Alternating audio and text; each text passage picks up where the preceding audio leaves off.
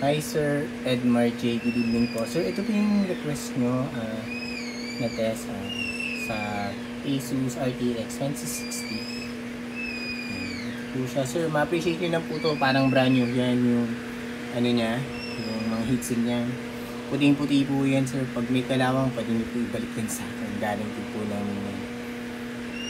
Promise po. May konting aligabok lang pero pwede namin linisin yan. Pero yung mga kalawang wala po yan. Puting-puti po yan sir. Yan, promise. Yan, may LED siya. Ay, ayan, may LED dyan. 6 pin, may backlit. Yan, ito. Per mark yan.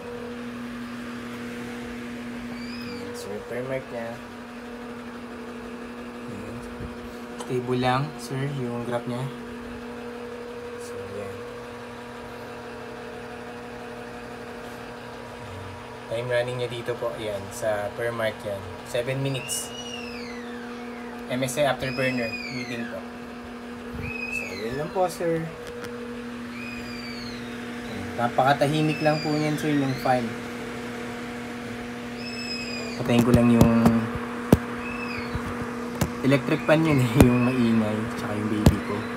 Niyak. Patayin ko lang.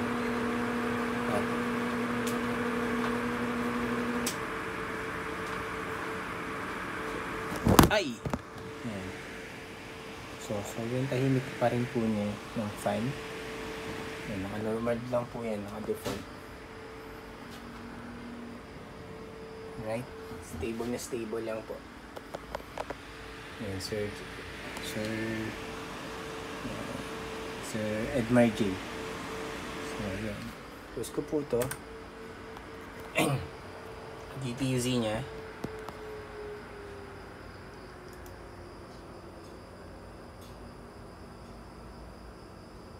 Ayan po. Tapos driver check.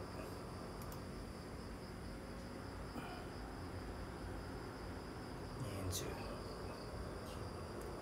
System information and driver.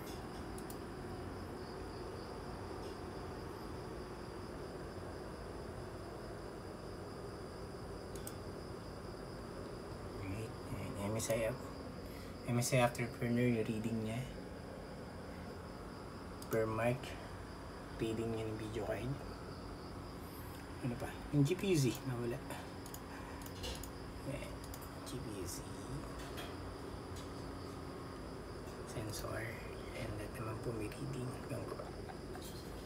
Yun po, Sir Edmar J. Thank you po. Bye.